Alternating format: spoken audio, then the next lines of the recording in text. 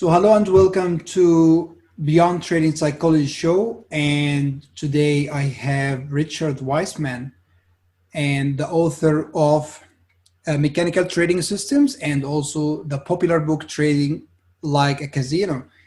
Uh, Welcome, Richard. And I'd like to thank you for being here with me today. Well, thanks so much for inviting me, Khaled. Thanks, man. So I'd like first to start because before I was preparing for this interview and I was with going through the book and going through everything with other interviews. And what really I would like to discuss with you today is more about the psychological side, not only in trading, but how do you really apply the mindset in your personal life and how this affects your trading and other areas in your life too. So one of the things that I really liked, and I think you mentioned this in the book and you mentioned in a couple of interviews also, you mentioned there are three things that you can guarantee in the market, which is uncertainty and the change and cyclical nature of volatility. And I would like to ask you, how do you see this in real life too? Because I kind of see this in life too, because when we talk about uncertainty, is it in that part of life too, in the change, that's part of life too, like the cyclic nature, ups and downs. And I would like you to expand on that. Yeah, so it is interesting. There's actually, and I am not an expert in this, but I know I've read enough Hermetics texts and Hermeticism to be dangerous. And in the text, they actually have this kind of saying that has become a cliche, which is as above, so below. And basically what it means is if something is true on the micro level, it's also true on the macro level. So Yeah. I feel like, this macro idea that in life in general, we have uncertainty. In life in general, we have change. These are indisputable. I'm not the first. I'm not the first person to have thought about this. I think what made it interesting and unique is that I was the first person to kind of put it down in a trading book and say, because I think that there's a lot of misinformation in trading and disinformation and a lot of superstition and a lot of adherence to things that have not necessarily been mathematically proven.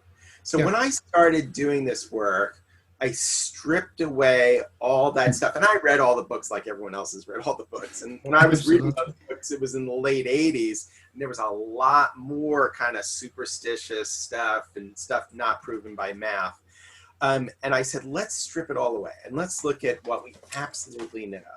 And that's what I came up with. We know that we don't know whether the next tick is going to be an uptick or a down tick. So there's uncertainty. And we know that as long as an asset continues to price, that price will change. And then there was,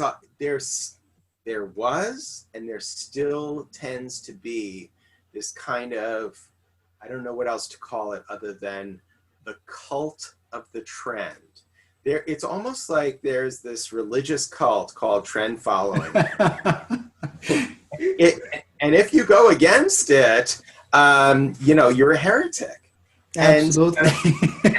And so I said, well, sure, there does seem to be this thing called a trend. Mathematically, scientifically, we have to admit that it does seem to be the case. And you can map out, and actually I wasn't the first one to do this. There was a physicist back in the 1960s that was studying cotton prices. And he's really well known from the world of chaos theory, Mandelbrot. Yep. And he was studying cotton prices, and he found that the distribution of price displayed leptokurtosis, greater propensity for mean reversion than what would be assumed in a normal distribution, and fatter tails, which is a trend, right? A fat tail in the distribution is trend. So we do know that, that the math does prove that markets trend. It also proves that they revert to the mean more than you would assume normal distribution, both, right? So they're both true. And when I studied that, I said, well, how is this going to help me? And I said, maybe it's not. Let me just put that aside. Yes, there are trends. Yes, maybe some people are making money by trend following, but that's not scientific enough for me. Let me see what I can do that is absolutely indisputable regarding market behavior other than uncertainty and change. And this is what I came up with. We can never know when a trend is going to begin. We can also never know when it's going to end. So the idea of hopping on a trend in order to make money, maybe it works, maybe it doesn't. So I started looking at it the other way and said, what if we are in a period of low volatility and markets aren't trending, right? They're in that mean reversion mode of the distribution. Well, that represents something that I could exploit and turn into an edge. Here's why. You can never know whether a trend's going to continue. You can never know when it's going to turn into a mean reverting market. Also, you can never know when a mean reverting market is going to start trending. But what we can definitely say is that low volatility, when markets are kind of flatlining, that is a highly unstable state. Because what it represents, if you think about it philosophically, it represents consensus regarding value of an asset. And consensus can be disturbed or changed by any old thing, Like if everyone agrees that the value of crude oil is $38 a barrel, well, if some country in the Middle East invades another country, boom, nobody agrees it's 38 anymore. That Absolutely. consensus, is very unstable.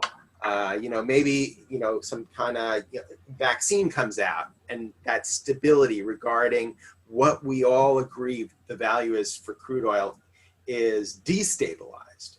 So basically, that was my starting point. And I said, okay, so if we believe that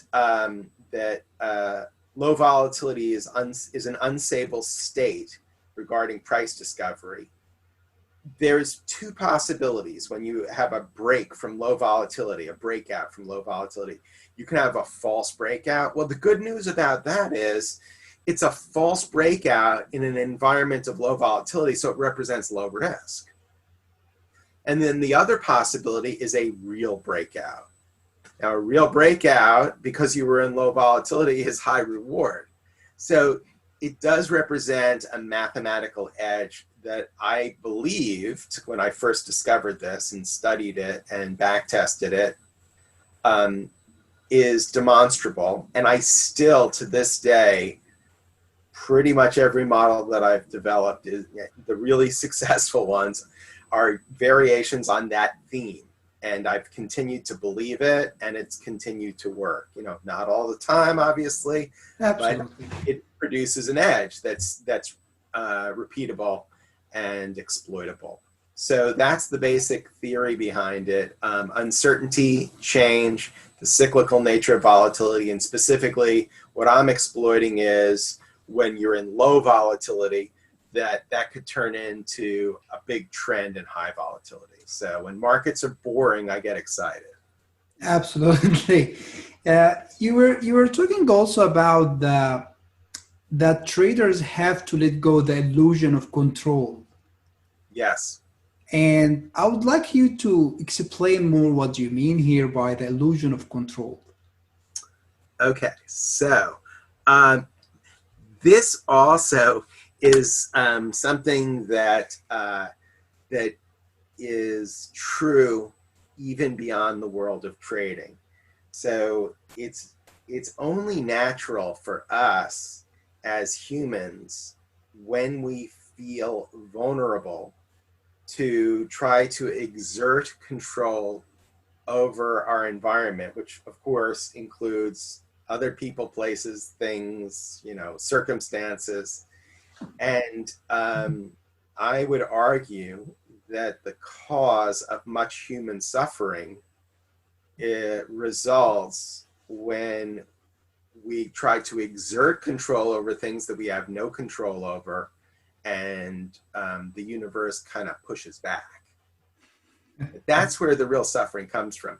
If you just accept that, hey, I have no control over this situation, what I can control is how I react to the situation, And I believe that this is true in the markets as well. I can't control the markets. I can't make soybeans go up, no matter how much I buy. But what I can do is control or accept that I can't control whether the soybean market goes up or down, and make my peace with it. So that if it goes in my favor, I can take advantage of it and exploit it by moving my stops or taking partial profits or whatever it is. And then if it goes against me, I can minimize the risk due to my lack of control over the markets by taking action.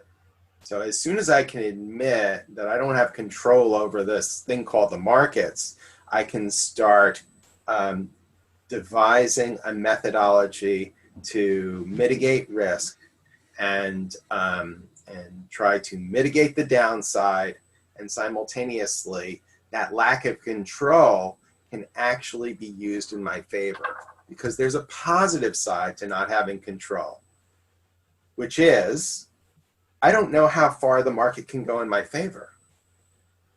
So let me not try and control that by taking profits prematurely.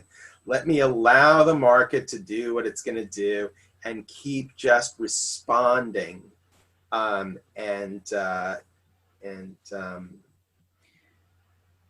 being sensitive to whatever the market is offering me in that moment. And that speaks to this basic,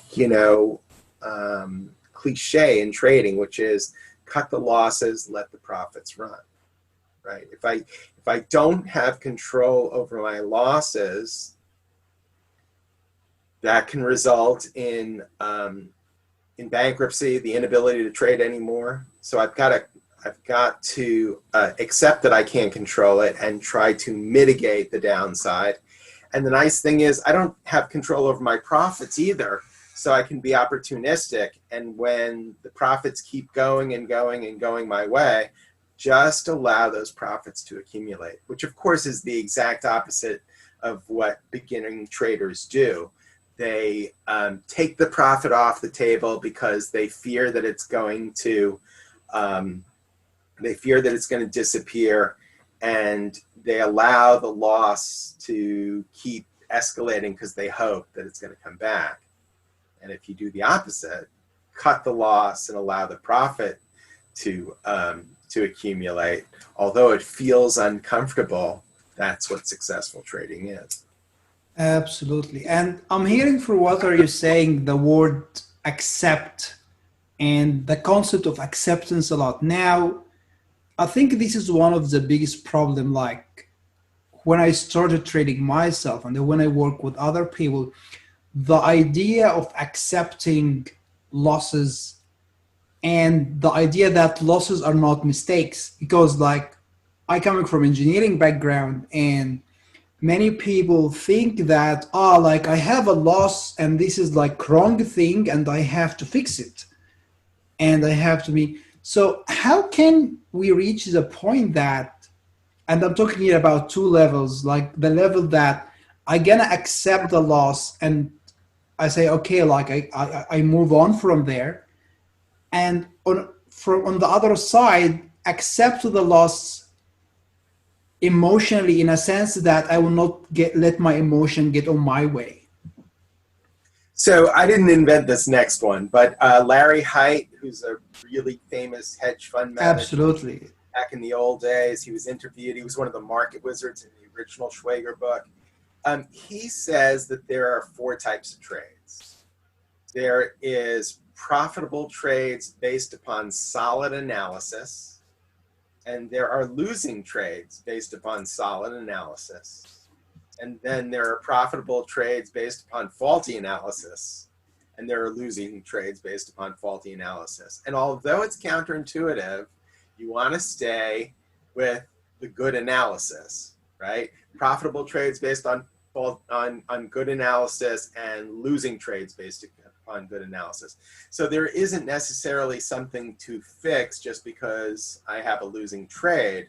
Instead, it's just a trade that the analysis was correct on, and I didn't get the desirable outcome. And that's okay. Absolutely. And I like that we can connect to this, to your initial point, that there is uncertainty anyway. So when I enter a trade, I have no idea, is it going to be profitable or a loss? We have no idea how it's going to go. Now that will lead me to talk about one of the things that you mentioned in your book too, is we have to be comfort with discomfort. And yes, how can we reach this point? Like, I think this is one of the hardest thing to do is how can you reach, or how did you reach this point? Like, I know that when you started like everyone losing a lot, and then you learned it yourself and read all of the books. I just would like to see the transition, and I would like to see it like step by step. How did you manage to go like, I really feel the pain and I really feel discomfort, and now, like, I think you mentioned this in your book, that I don't care guy. Like, you reaches a point that I'm really comfortable with being discomfort, and that's okay too. Yeah. So, and it was really a process. I mean, I started out where I was on the floor in '87. I didn't know what the hell I was doing. My dad was an equity options broker, and he had this idea that the people on the floor made money, and so he wanted me to try it. And there was no methodology. There was no risk management. And as you might imagine, that plus the visceral emotionalism of a trading floor was a bad combination. But one of the great things about the floor was that we had access to the charts, to the screens. And you could see hundreds of different traders and how they put up charts. And I got the idea that there's some kind of math here underneath, or the potential for there to be some kind of math here underneath it. And the raw emotionalism and the idea of being out of control, and that being emotionally out of control could lead to disaster. It was hit home very, very early in my career, because I had a seat on the knife floor, the New York stock index futures. And we basically traded the old New York Stock Exchange index futures on it. And this was '87. So within a few months of me getting a seat, I was witness to the crash. And it really did kind of stick with me. It was the first time in my life that I saw a grown man cry over money. You know, there was an adult male sitting on the step, on one of the steps in the pit, in the ring is what we used to call it in New York. And he was crying because he had lost all his money. And I had never seen anything like that. And I said, there has got to be a better way to do this. And so from that kind of, rock bottom ground zero level, I started really studying charts and reading everything. I read every book in the New York Public Library that was ever published by 1988 on trading, going all the way back, like all those old, like W.D. Gann and Charles Dow, all the old stuff too, Elliot's Wave and everything. And most of it just didn't seem like there was an edge there. That was, it seemed like more emotionalism. But slowly, I started reading stuff about risk management. And I decided, there's actually something here. If you look at it like a probability skew, and you look at it like you're the casino, and you have probability in your favor, you can develop some methodology where probability is in your favor. You can get away from all that emotionalism, get away from the guy that's crying, right? Because he doesn't know how to manage the risk, and he has no control over when the market crashes, and he's on the wrong side of it. And so that was the beginning, and I started actually developing models. And I was fortunate enough that pretty early in my career, I was hired by a company that no longer exists. And they had this back testing software. And part of my job was to train users on how to do back testing. So I was actually getting paid to back test, and I spent tons of time just back testing. When was that? It was in the 90s. Okay. And and I back tested. Most of the things that I back tested were absolute garbage, But every once in a while, I would find something that wasn't so terrible. And I started out with like real simple ideas, like Richard Donchian's work, channel breakout, moving average crossover, and they were very, very clunky. But even with those, I could see that if you could stand the pain, they were positive expectancy. And my first successful trading model was a variant off of Donchian channel breakout stuff. Simple stuff. And I gained confidence two ways. First way was the back testing itself. I could see that it actually worked, market after market, time frame after time frame. Not great, but it worked. It was better than randomness, Yes. And second, I got the positive reinforcement by putting small amounts of capital at risk and seeing that I was slowly building accounts and building my account values. Slow, steady, just like a real business. And with that combination of back testing and continuing to build more robust models from this base level model that I knew always worked, that I could always go back to, I started getting more sophisticated models that were that enjoyed better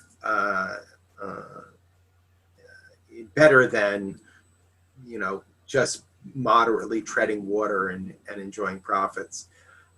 So it really was a competition. It really was a combination of back testing and repetition of getting the positive results over the long haul that gave me the confidence and really took me from where I was, an emotional basket case, to being the I don't care guy, where I really don't care what the next trade is. Because I know over a large distribution, I've got an edge. It's going to make the money.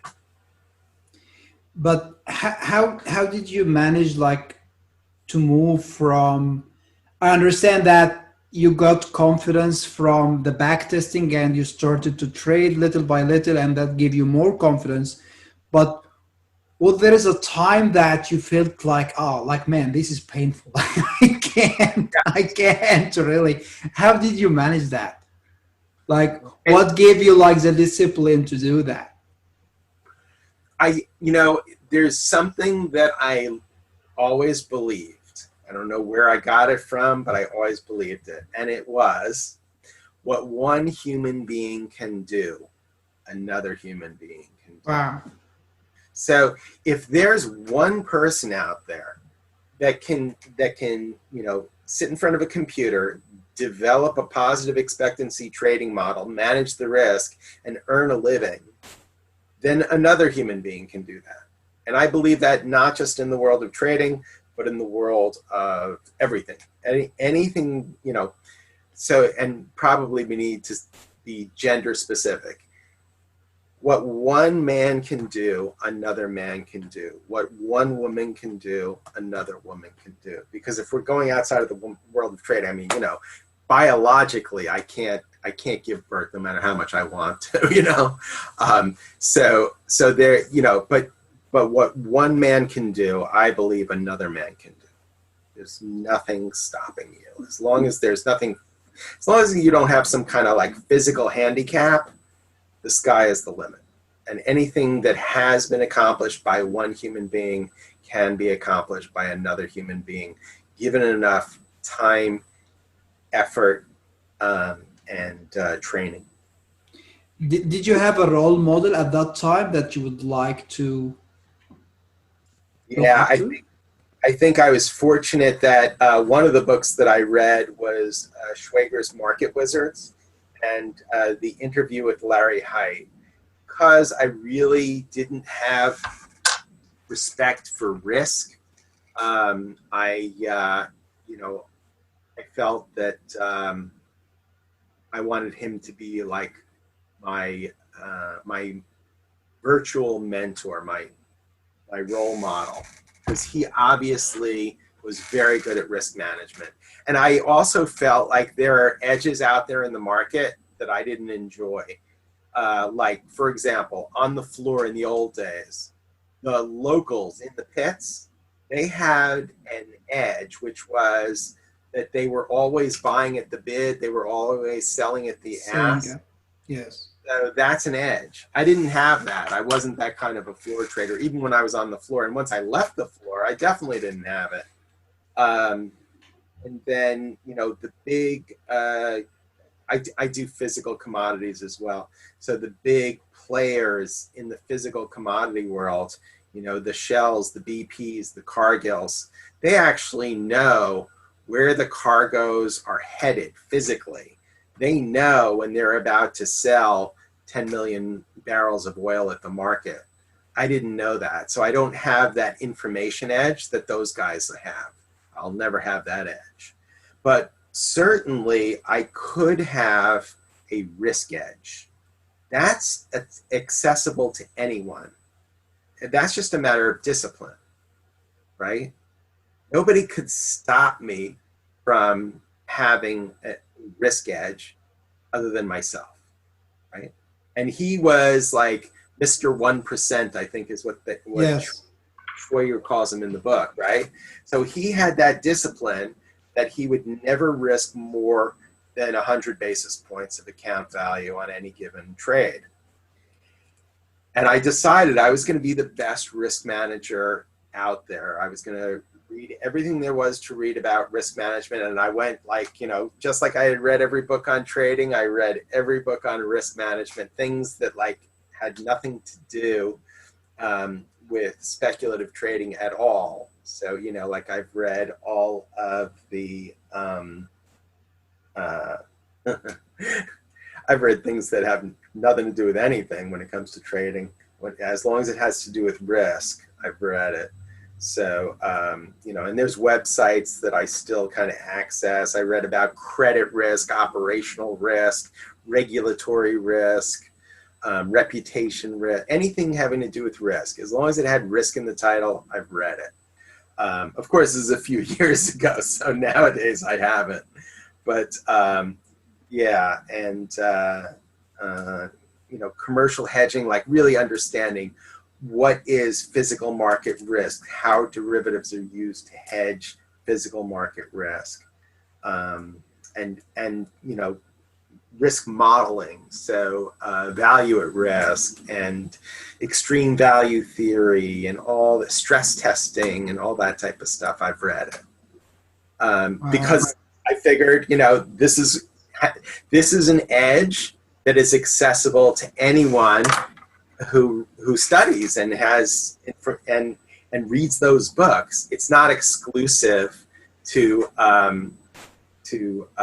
Shell or BP or Cargill. I can be as good of a risk manager as they can. And once I really started studying risk management and started understanding what risk management is, it's actually something that I can do better than Cargill or Shell or BP. And I'll explain why. Okay. BP, right? They have a position in the physical markets. Whether they believe that the market is going up, whether they believe, let me just pick a market. Let's say natural gas. Whether they believe natural gas is going up, whether they believe natural gas is going down, they are bound because of a corporate mandate that they have to hedge a certain minimum amount and protect themselves against falling prices, right? As a speculator, I'm not bound by anything. That's true. I don't have to participate. So my edge as a speculator is twofold. Number one, I can manage risk in a more selective manner than a commercial hedger can. And I don't have to participate. So if I don't see an edge, I can actually hold my capital in abeyance and wait for an edge to manifest. So that's something that Cargill can't do. That's something that ADM can't do, that a speculator can do. So one of the great advantages to a speculator in the world of trading is we don't have to trade. Of course, that edge is almost never capitalized upon by traders because they don't have any patience. So you have to have patience to take advantage of your big edge as a speculator. That's the thing that we can control, at least that we can't stop trading when we don't have to. Right. Also, you know, Cargill, they're only in commodities. I can diversify beyond commodities. I can trade currencies. I can trade stock index futures, interest rate futures. You know, so I have a diversification edge that they don't have as well. So they have an information edge, but I have, you know, I have a risk edge that they really don't have. That's very interesting. You were talking also in the book about that traders should embody unwavering discipline without being rigid. Yeah. And I would like you to explain that because, you know, like everyone talking about discipline, they want to just follow, like, tell me the plan and they're going to just follow the plan forever. And then when I read this, I said, like, I can resonate with that because there were a specific time that I felt like, yes, you need to kind of, yes, you need to stay disciplined, but sometimes you need to not be rigid and become flexible. So how do you manage that? Okay, so it's really specific, actually. You need unwavering discipline and absolute rigidity within some kind of predefined confines regarding risk management. So, like, I will never risk less than 50 basis points on a position because the position by definition has an edge that I need to exploit. And I will never risk more than 200 basis points on a position. And that's really like, that's me saying this is This is a home run trade. And also there's no possibility of a positively correlated asset triggering, it's a standalone, it's its own damn thing. And, like, for example, if you get a trade, if I get a signal in like cocoa or coffee, it's not really correlated to anything. So I'd be much more likely to go heavier on the gas pedal, go to 200 basis points. I get a signal in like the Australian dollar. I don't know. It's correlated with so many different assets. Yeah. It's correlated with the Canadian dollar, with the Kiwi. It's correlated with, interest rate futures. It's, the S&P. So I'd be really reticent to go 200 basis points, something like that. But within those bounds, never less than 50 basis points, never more than 200 basis points. I'm pretty rigid. So I'm really rigid regarding risk management, but I'm very, very flexible in how I perceive markets. Other than the three things that we mentioned at the top of this program, that markets are they display uncertainty, they're always changing, and the cyclical nature of volatility. Other than those three things, I am really open to how I perceive markets. And that makes me opportunistic. If anything can happen in markets, then you're able to see opportunities that you wouldn't be able to see otherwise. That's so interesting, but how do you manage the mindset of being rigid and flexible at the same time? Like when do you draw the line? Like, okay, like, I'll be very disciplined and rigid with my risk management, but I have the flexibility. And why I'm stressing on this point, because many traders, I believe, they don't understand the concept that there is a fine line between this being rigid and being flexible. And I think this is one of the things that many people don't really understand, like how you can really have this mindset of, I know when to be rigid and I know when to be flexible. Well, I mean, it's different parts of the totality of what makes a successful trader. It's different parts of the totality of what makes the casino paradigm the casino paradigm. So I have no preconceived notions regarding what a positive expectancy model looks like. Okay? So that's ultimate flexibility. Someone says to me, I've been looking at lunar phases of the moon, lunar phases, regarding when to buy or sell wheat. Well, that sounds insane, but I have trained myself to be flexible and say, wait a minute. Scientists wouldn't say that's insane. A scientist would say, let's see the data. So let's see the data. Let's do a back test where you're buying on the new moon, you're selling on the full moon. Let's see if this thing works. That's flexibility. So no matter how crazy an idea is, I will always say, all right, I'm keeping an open mind. Let's see the data. 99 times out of 100, it's not going to work. But by doing that, I have actually every once in a while found some things that have augmented my trading, and if you can find one or two things that can augment something that's already pretty good, you're talking about going from like, I don't know, 12% per annum to 14% per annum on a yearly basis. That's huge. So being open-minded, being flexible, saying, let's take a look at it, as opposed to saying, nah, that won't work, or nah, I'm not interested in that, I'm a trend follower and I will not look like at any other stuff. Yeah, don't close the door. You don't know what something, and the thing is, too, people will say, oh, I looked at that and it doesn't work. Okay, Well, maybe as a standalone in and of itself, it doesn't work. It doesn't mean that it's useless, because if you keep an open mind and you're flexible, maybe one part of that thing that doesn't work is really good, like as an exit strategy or as an entry thing, you know? So as a complete trading system, it doesn't work.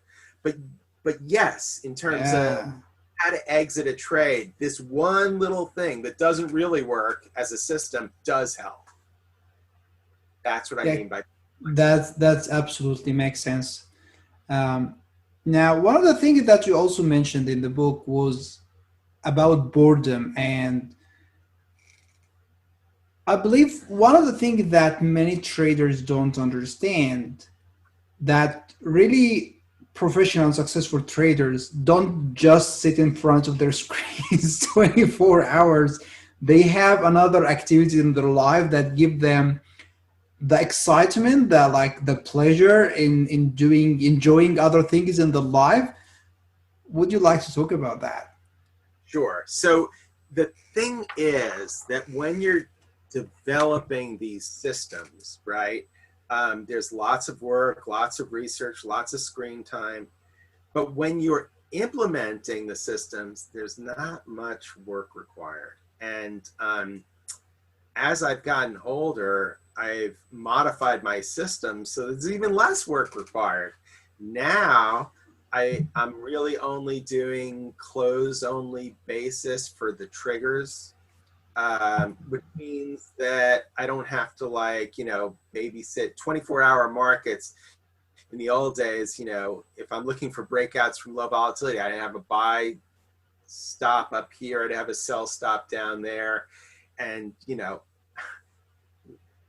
inevitably when one side got filled, I would need to modify the stop and bring it, let's say the buy stop got filled, now I'm long the market. I'd need to modify the sell stop and bring it up. So, you know, at 3 o'clock in the morning when I'm sleeping, now I've got to worry that, oh, I got filled and I should lift my stop. By doing close basis only triggers, you lose all that, and you know, you can sleep at night. You know which side of the market you're on because it's based upon whatever the 5 p.m. Eastern close in the United States. So yeah, so I've spent very little time in front of the screen nowadays, virtually no time, you know, and the idea is now you've got all this free time, what are you going to do? Because sitting there and staring at the screen as it goes up a tick and then down 2 ticks and then up, so what difference does that make? You're not going to change your model based upon whether it's going up or down. And in fact, you know, it's counterproductive. So you start doing other things. Now, in the early days, what that meant was trying to find a more robust model. So I started out, like I said, with the really simple base level stuff, you know, moving average crossover, Donchian channel breakout, and it didn't take much research to find iterations that were more robust than those. But as you keep doing this, you know, year after year, decade after decade, it gets tougher and tougher to find something more robust. And at a certain point, you found something that's pretty darn robust, that's a good match for your personality, and it's just a matter of sitting back and letting it run, you know. And at that point, staring at the screen is counterproductive, and you're much better off doing something else. And what I started doing was writing. So, you know, before I ever got into trading, when I didn't know what I wanted to do with my life, I wanted to be a writer. And my dad pointed out that it's probably not a simple career path to you know, be a fiction writer, or even, like, you know, I know history pretty well, to be a historian or write essays on literature. those are not rich careers, you know. You're probably going to be struggling financially with those types of careers.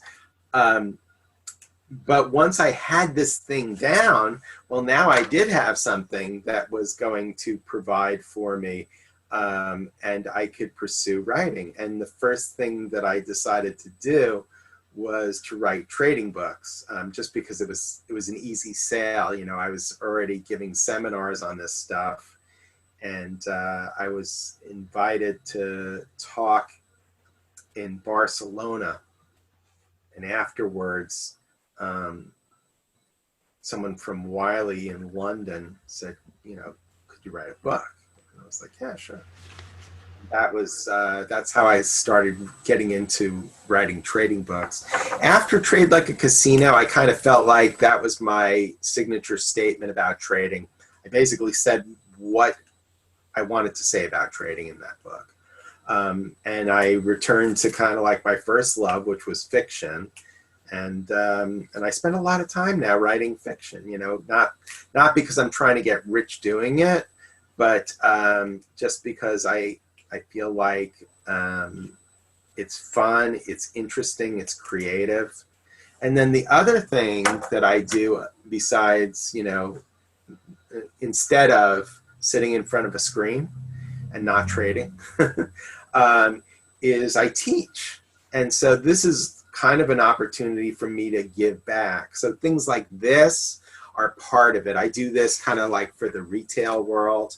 You know, that's almost like, don't take this the wrong way, because you could have a higher percentage depending on who your audience, your subscribers, your viewers are. But on average, doing these types of things for educating the retail audience, it's kind of like, you know, if you can teach one person out of 100 and they get it, that's pretty good in retail. Absolutely, yeah. Yeah. And the nice thing was I was approached by a lot of institutions and big commercial players to teach in their world. And the kind of benefits and the reward of being able to have, you know, 30% get it was real exciting. And the payoffs can be tremendous, like in terms of doing good through trading.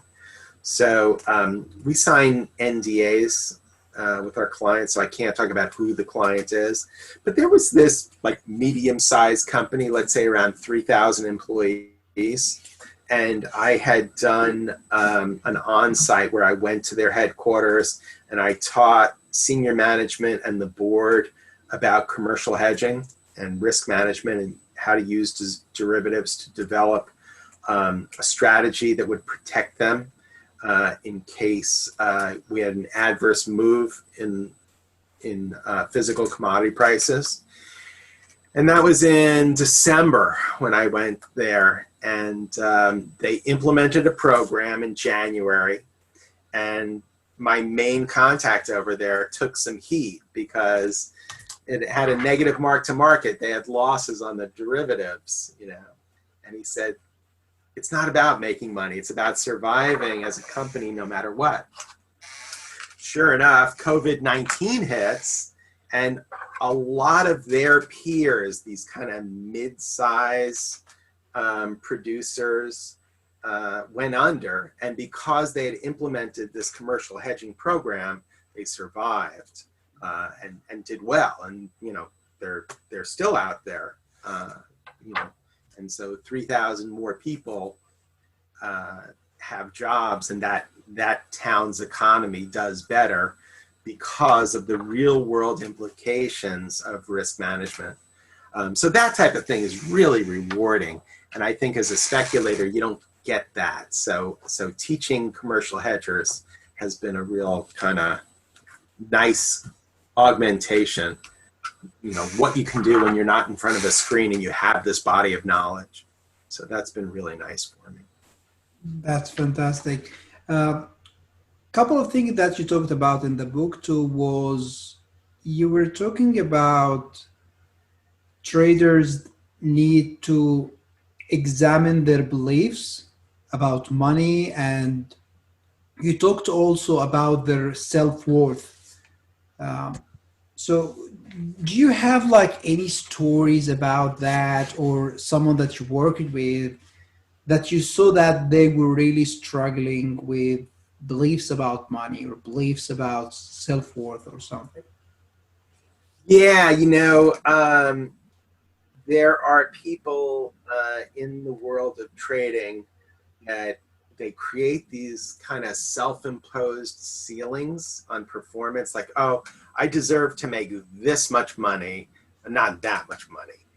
And it's hard to know exactly where these beliefs come from, and I don't even know that therapy is necessarily the right answer. That, if you found out that someone told you when you were 5 years old that making more than $250,000 a year just means that you're greedy or something like that, and you kind of took it to your heart. I don't know that you need to do that type of thing. I think you just need to say, I don't believe that. I don't believe that anymore. For whatever reason, that's what I believe. Or you look at your results, because we do that a lot.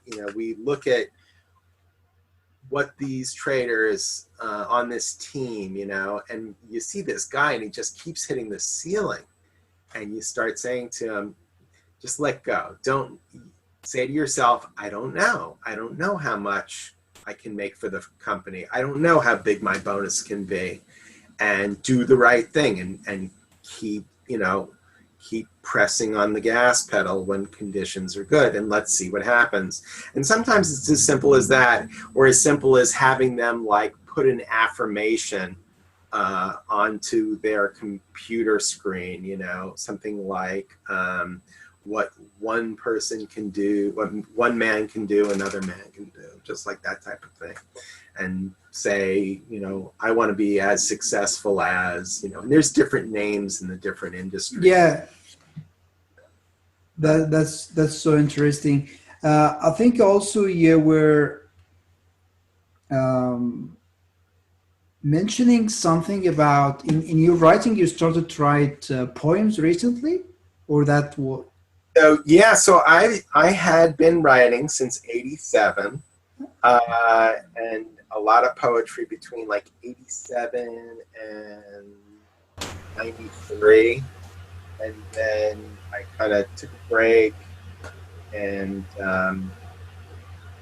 then recently, like 2014, got this idea for a historical novel, and I did that, and suddenly the floodgates of fiction writing kind of opened up again. I never threw anything out, so I had all these old poems, and I've been kind of going through them and getting them published. So some of them are on, there's this one website called Poetry Life and Times that published some work, and some of them have been published in other places like that.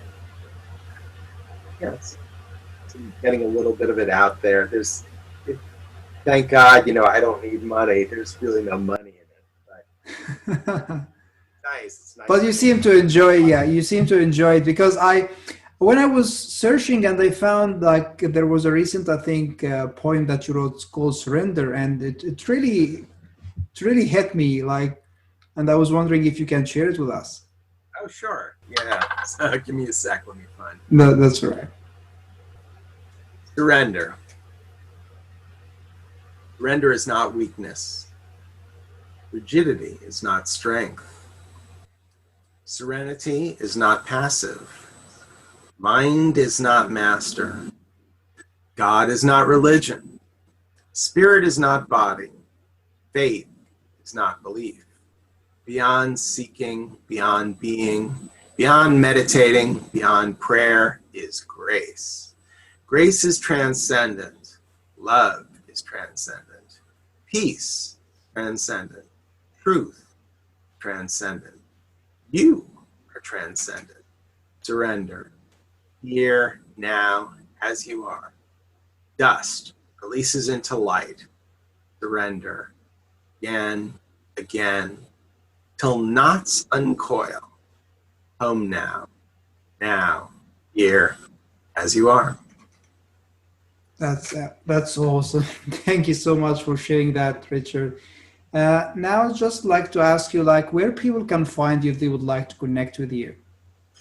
Yeah, so we do a bunch of things through DTN Institute.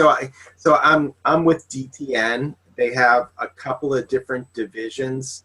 They have an agriculture division, they have an energy division, they have weather division, and I support all of those divisions. So if someone is working in the energy industry or the agriculture industry, or they're working for a bank, Goldman Sachs, those types of players, we do trainings for those types of companies. That's what I do. I've done things for the retail audience as well, and it's all through the URL that I. We're gonna put it in the description. Yeah. Okay, yeah. So it's all through that URL. Awesome. I won't be the person that responds to it. We have an individual. He's like the head of the DTN Institute, and he'll respond to the emails. And certainly, if there are questions from me in particular, he'll make sure that I get them, and I'll. Absolutely. We'll make sure to put this in the description. Richard, I would like to thank you so much for your time today. You shared a lot of wisdom with us, a lot of many lessons that I believe everyone would learn from it. Thank you so much for your time today. Thank you, Khaled. My pleasure. Thank you.